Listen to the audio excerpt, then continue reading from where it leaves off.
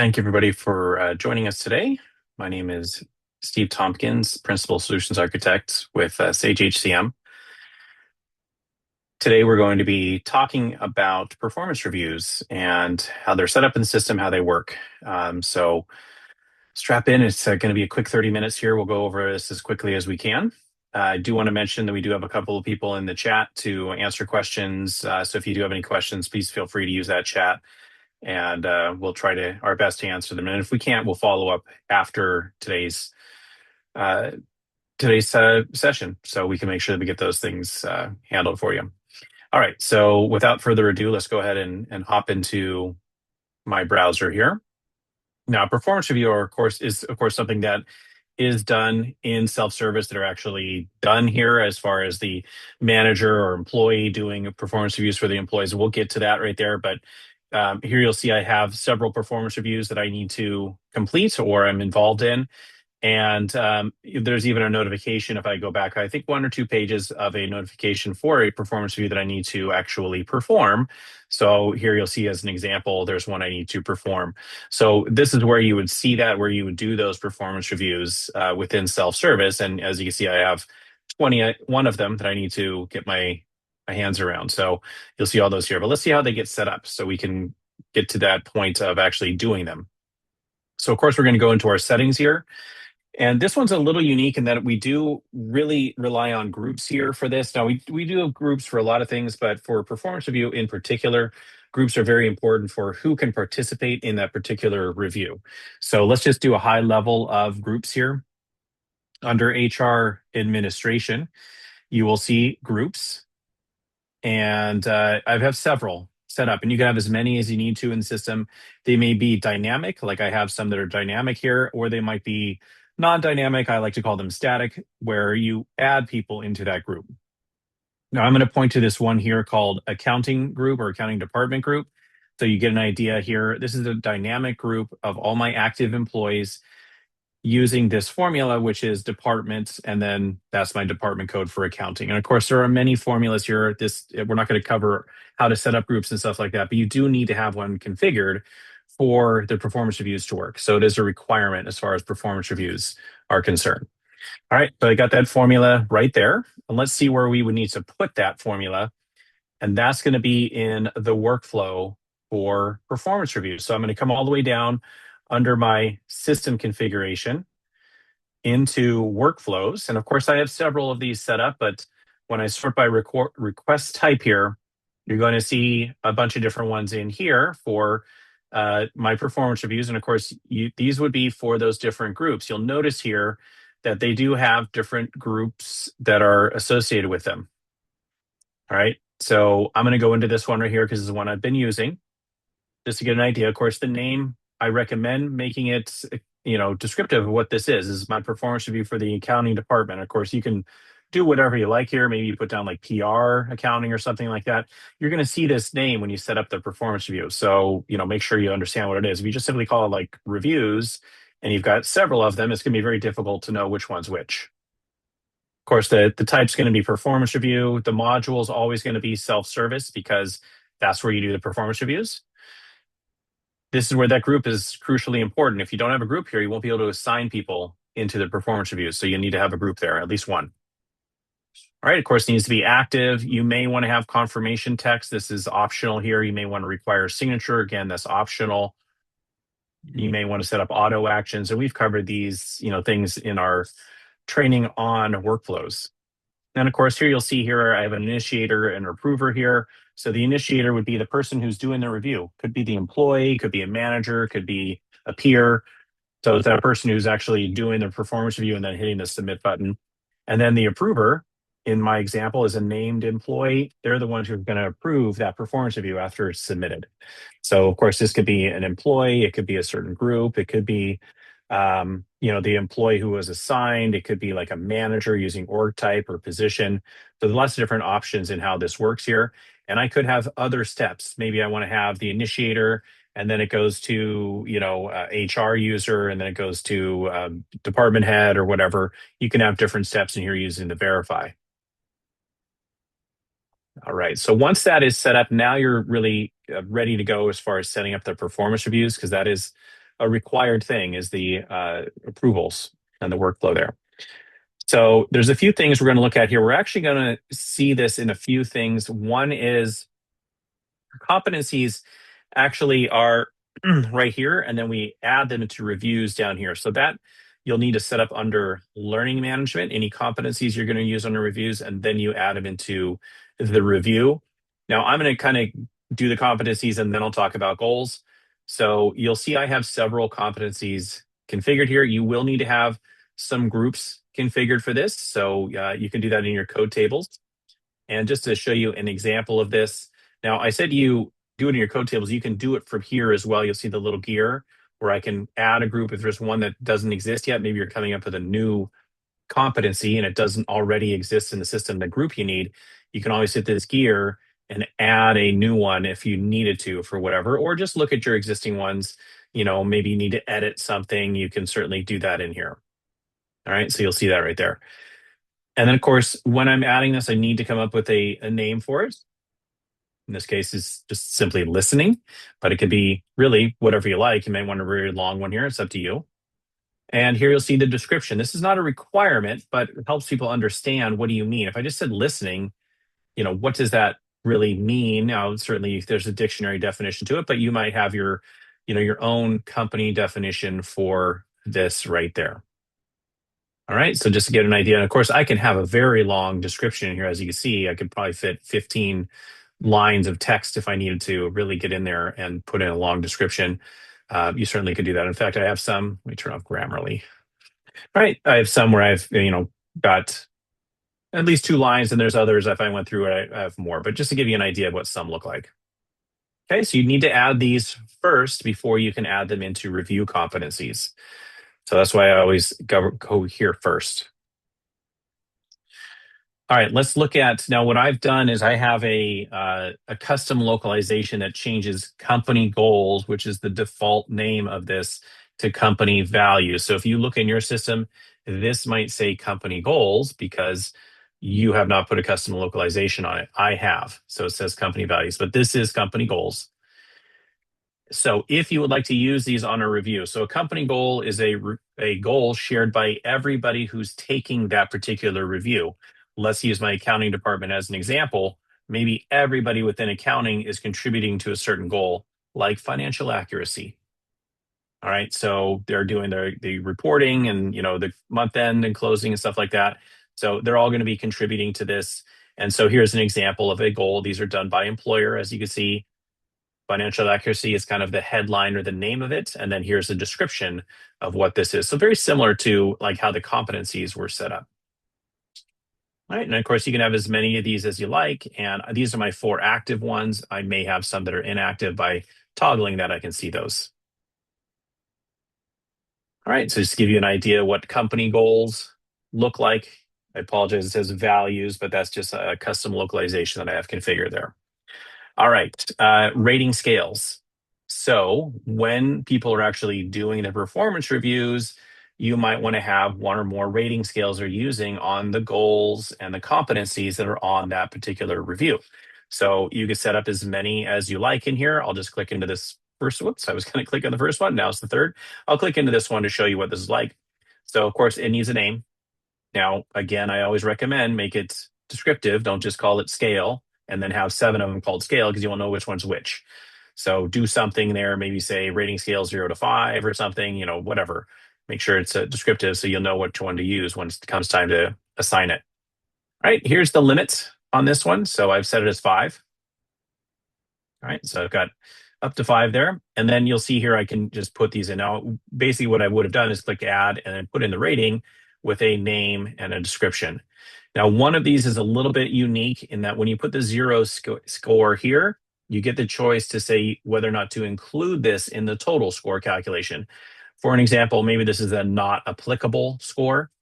So this shouldn't go against them as far as, if they're, pretty new and that's not an applicable situation, maybe it shouldn't be considered in the overall score. All right, so you would simply check that box there, but you'll see very similar to competencies and goals where you have a name and you see the description for this.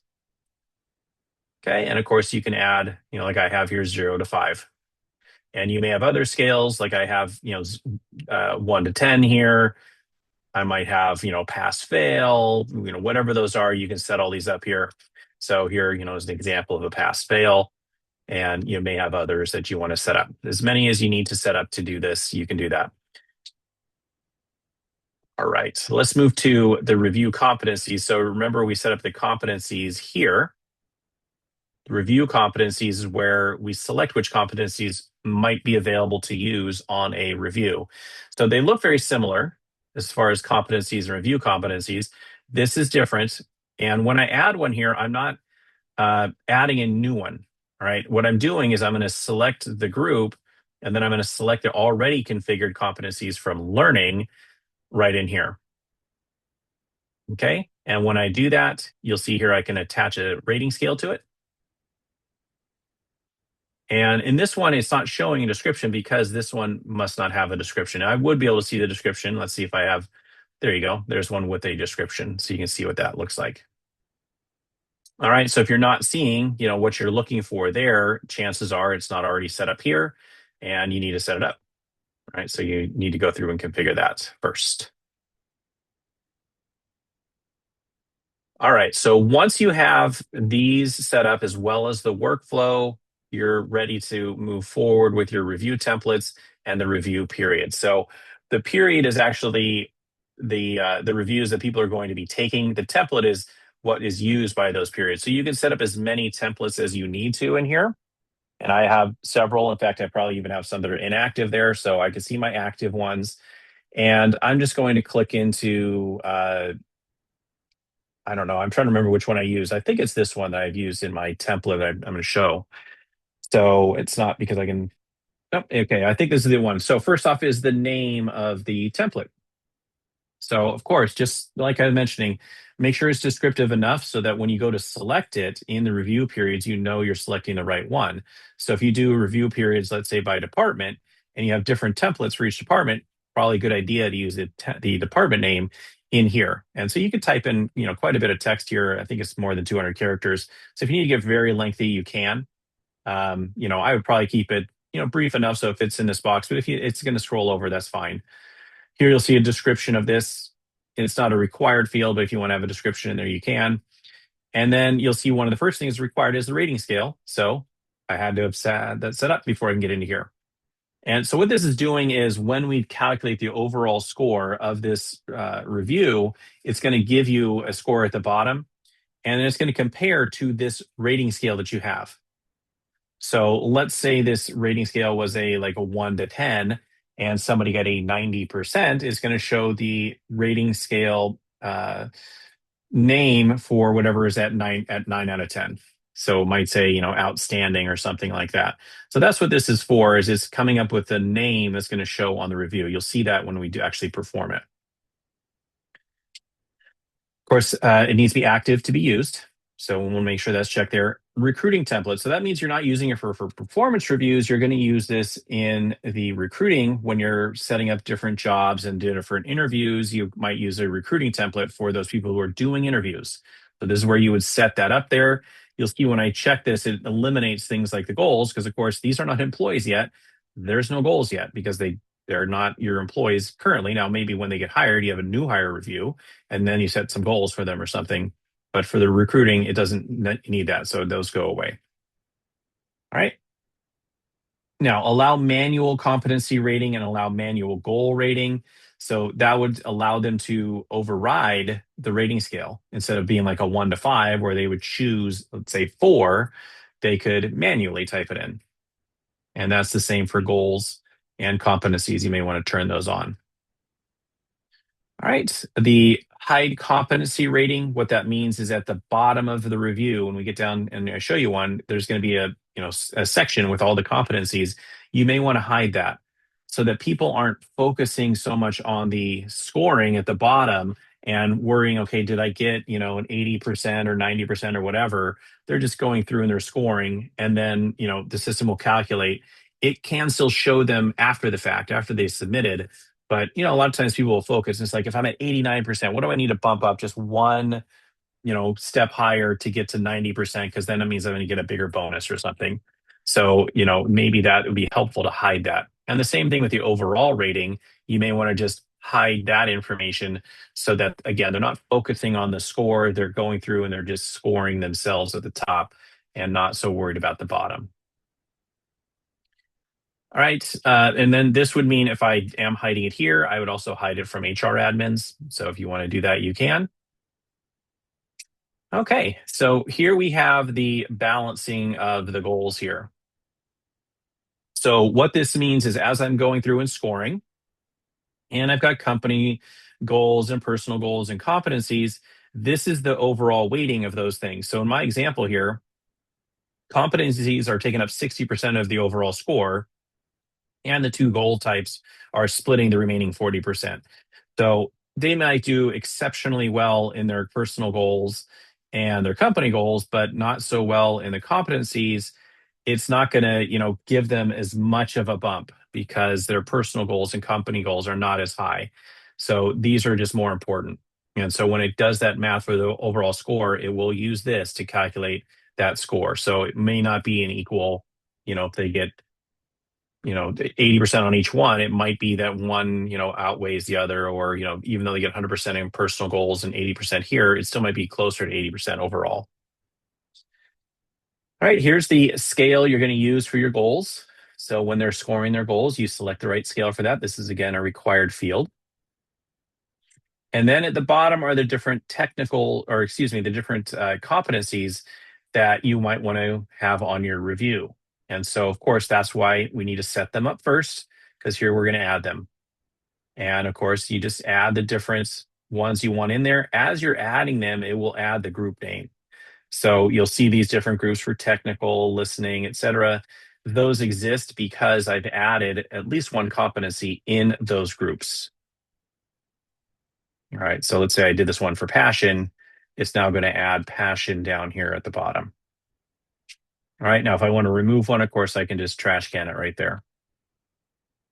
And then once I've set these, or even later on, but once I've set these, now I can set the weighting. So very much like the weighting with its competencies against goals, you can now say within the competencies, different groups might have higher weight for the score of those competencies. So if you look here on my technical skills, 20%, listening 10, analysis 15, and so forth. It does need to add up to 100. It will not let me save if let's say it came up to 99%, it's not going to let me save. So I would want to make sure those are right, but it doesn't need to be all of the same. So if I had 10 groups, they don't need to all be 10%. They could be some higher, some lower, as long as it adds up to 100%. And then the system will calculate the score based off of what's been rated in each one of these and then the weighting. All right, so that is how you set up a review template. Now, maybe you set up a kind of like a base review template that is used by everybody, and then you want to make it unique for different departments. So what you could do is you could set up sort of like a template and then clone it to other departments, in which case maybe you change the weighting or you change the competencies or something. But it has all of these settings in there to start, and then you would simply go and edit them after you've cloned that. So you can do that from right here by just hitting clone. It'll ask you for the name you're going to use, or you can do that from over here. You'll see that once I check at least one of these, this clone button shows up, and then I can clone those over there. All right, you'll see here's an example. This one says clone, so I've cloned that one before. It's going to be the same as the other one unless I go through and change it. Maybe I change it. Of course, I probably change the name, but I might change the competencies and things like that. All right, so once you have the template set up, now you're ready to set up the review period. So this is where you might have a recurring review, so like quarterly reviews or annual reviews or, semi-annual reviews, something like that, where you're doing them, on a repeating basis, and they're going to just keep repeating until you tell them to stop. Or it could be that you're doing something like a new hire review. After 30 days, you do this, and it's going to look at something like their hire date or a fixed date, and you set up that. So I'll show you an example of one that is recurring. All right, and you'll see all the different settings in here. We'll get down to the recurrence down there at the bottom. But of course, the name, again, make it unique and descriptive so you know what that is right there. Here is the template it's going to use. All right, and then the visualization rating. So what this is doing is when we show the score, and let's say they get a 4 out of 5 on a particular rating, do we want to show just the number 4 out of 5? It would say 4/5 and 80%. Do we want to show it as a bar? So it would be a bar filled in 80% of the way, and then there'd be 20% that was not filled in. Or do we show it as stars? So 4 stars, and there'd be like one that's not. I think it's 4 gold stars and one white star. So that is your options there. Now, this would apply across the board. So I can't say, well, I want a progress bar for the first 3 competencies and then star ratings for the next 2, and then no ratings for all the other ones. So you have to choose, but that is a way to visualize it differently. All right, I'm going to go over here first. So, of course, it needs to be active to be used. Now, 360 review, what that allows you to do here is different types. All right, so I've got, when I do this here, it enables these 2 peer and direct reports. So you can do that if you would like to. And so I usually turn that on always, but you certainly don't need to do that. And so that is an example of that. I can add other ones in here if I need to, but I like the 360 review. Allows you to like aggregate and stuff like that. But once you set this and you've saved at least once, you can't change this. You'll notice this one is grayed out. I cannot unselect that. I would say grayed, but light greened out. I can't uncheck that there. Aggregate reviews. So what this does is when I'm looking at the reviews after everything is approved and they've been published, do I want to see them together? And it would show like, okay, here's the employee and manager together and see them that way? Or do I want to see separate? Like here's the employee review and I can see what was scored there, all separate, printed out. And then here's the manager review and I see that one and it's, a separate one. So that allows you to put them together or not. If you do them aggregated, perhaps you want to show the overall score aggregated. All right, so that's what that would be for right there. Future goals. So at the bottom of the review, and you'll see this when I go there, you might want to have goals for the next cycle of this recurring review. So if you're doing annual reviews, maybe at the end, the manager puts in, here's your goals for next year. Now, they, of course, can be put in outside of the review cycle. Maybe you finish the reviews and then every quarter you kind of go through and you set your goals. So that doesn't stop you from doing that. That just means on the performance review. And then you'll see here the control task sequence. So what that allows you to do, I don't have it enabled. This is another one that is disabled after you save it, but allows you to say the order that the performers go. So maybe you want the employee to go first and then the manager, and the manager can actually see what the employee scored themselves. That's what the control sequence is. So maybe you do like peer review, then employee review, and then manager review, and you can decide how do they see. All right, auto publishing. So after approval, do you want to automatically publish this review and be visible to these people? You'll see I have different choices here. I can say, make it automatically visible to the manager, and that would publish it automatically for them, or, employee and reviewer. So you can do that there if you'd like to do that. You don't have to do this. You can still go to employees and you can publish from there, but this would automatically do it. All right, the type, I mentioned this before. This is where you might have different types. And you'll see here, I've got self and manager. Self is the employee themselves, whoever's being reviewed. The manager would be defined with this org chart. So I've got 3 different org structures set up here: manager, supervisor, comp manager. So the manager in that field on the employment screen is going to be that person who's defined as manager there. This does not need to match the name. So if you call this like team lead and this is director or something, it would just be whatever's selected here. We use the terminology manager. All right, so that is the manager. You'll see here peers. Those you go select different people to be included in there. And then direct reports, that is an employee reviewing their manager. So that's what that would be right there. Now with peers, I will say one of the things you can do is you can actually have it look at, let's say, project managers.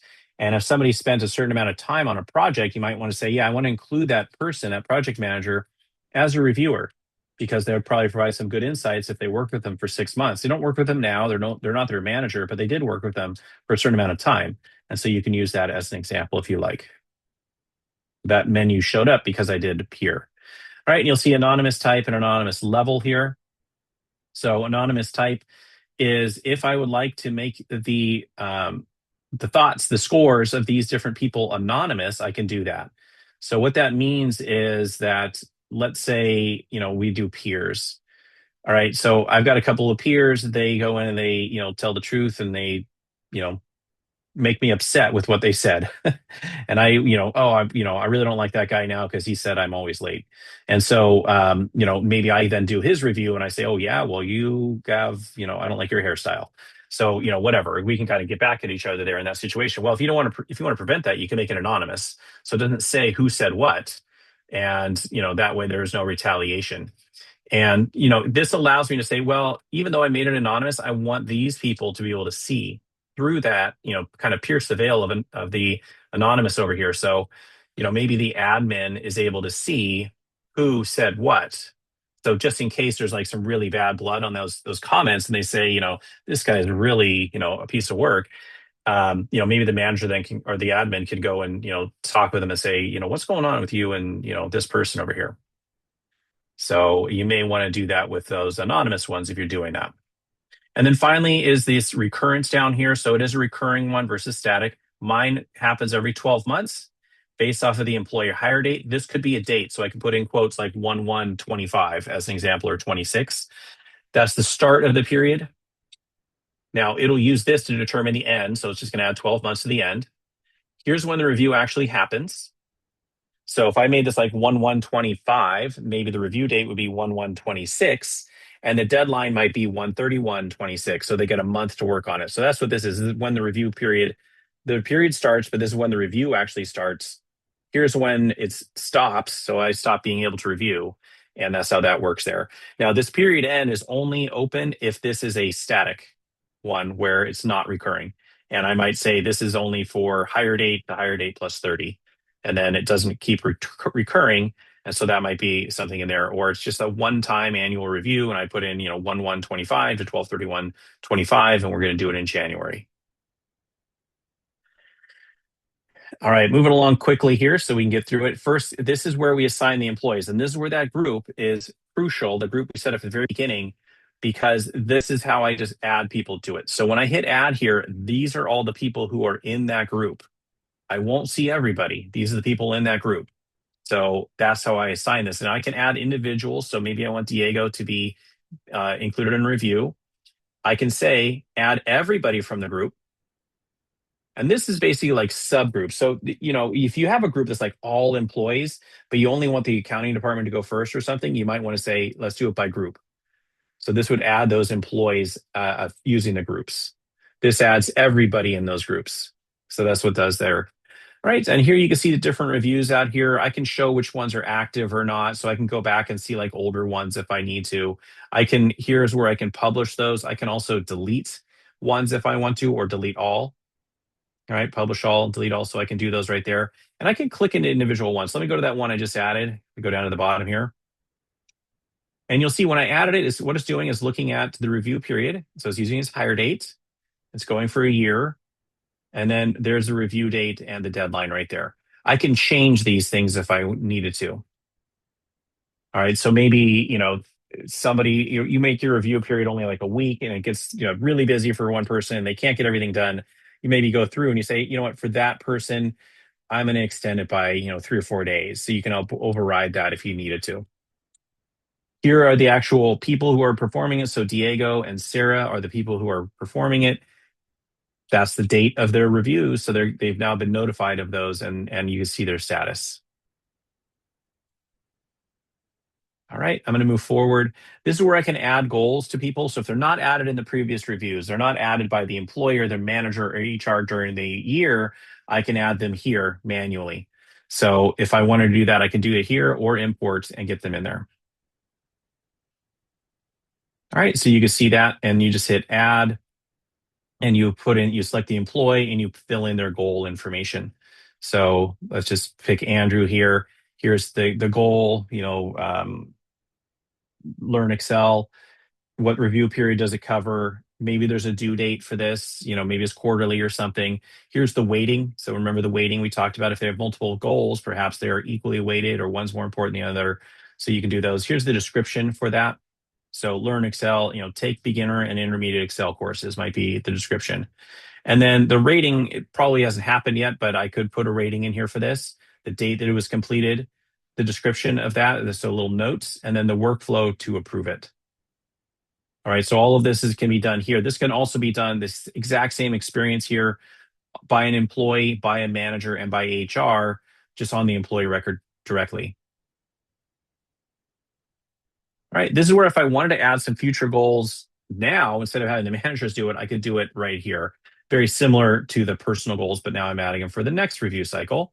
And then finally, these are the company goals I might want to have in here and that weighting. So I've got 2 company goals here equally weighted. All right, and then of course I would save this to make it ready to perform it. So here's where I'm actually going to perform it. I'll bring it up here for somebody so you can see what this looks like. It is that same review. The only difference is this person doesn't have a personal goal. So I don't see any personal goals here, but you'll see the dates. This is using his hire dates and plus a year. The review period is a whole year. And then here are those company values. You just saw me add them in there. Here's the scoring for it. All right, I could put a date that they completed this. So let's just say it's 12/31/25. And then this financial accuracy, they exceeded it. And let's say this one was 3/31. I could put notes over here. And then here are those various competencies. Now, if I want to see those descriptions for what financial accuracy means and what the scoring means, that's what it looks like to fill in. All right, and let me just score a couple of these things. We'll go down to the bottom and we'll look at the scoring here. So let me just do like 2 of these. I'm not going to go through every different one. Here are those future goals. So if you want to show those, they are here. This is the scoring. So these are the competencies. I could have hidden this so I don't see it, but I see it now. And you'll notice it's 26% because I haven't finished it. If I went through and did all of these, it would do the right math, but effectively all of those are 0 right now. So even though this, might average out to be 80%, it's actually 26 based on the weighting and the fact that all these other ones are 0. All right. And you'll see, of course, this is very low because even though they have 100% on company goals, they have a very low score on competencies. So they got 35% there. Right. Of course, I can save where I'm going. I've done a little bit of work, so I might want to save that. But when I'm done, I would submit it, and then that's going to kick off the workflow. All right. So that is how you perform that. Now, the one thing you didn't see there is approvals. I don't know if I have any to approve over here. Let me just check. I'm going to check one. But here's an example of an approval of one. So I'm reviewing what somebody has done. All right, so I am the approver. You may remember that in my workflow. And I come down here and I approve this score here and everything I like. Now, of course, if I didn't, I can send it back to whoever submitted this and say, you didn't put any future goals or whatever. But I'll go ahead and approve that. Now, because of the auto-publishing, it may auto-publish that to his record there. So that was very quickly running through performing a review. And let's go ahead and look at our upcoming, it still says Criterion Learning Series, Sage HCM Learning Series webinars. So in a couple of weeks, we're going to cover what was a new feature that we released at the beginning of this year in January, which is referral bonuses. So we'll talk about how those go from the recruiting all the way into paying somebody in payroll. Then we will cover surveys. We haven't done that one in a little while. We've had a number of enhancements around surveys. So we're going to cover surveys and how those are set up and work in the system. And then we will cover offer letters. There's a number of changes we've made to offer letters as well since the last time we did a learning series on it. So that's the upcoming schedule of events. And we hope to see you at those different learning series webinars. I do want to, of course, say thank you for joining us today. We do appreciate your time. And we do want to mention if you have any questions, please feel free to reach out to support or your partner to get those questions answered. And as always, thank you. And I hope to see you again in a couple of weeks.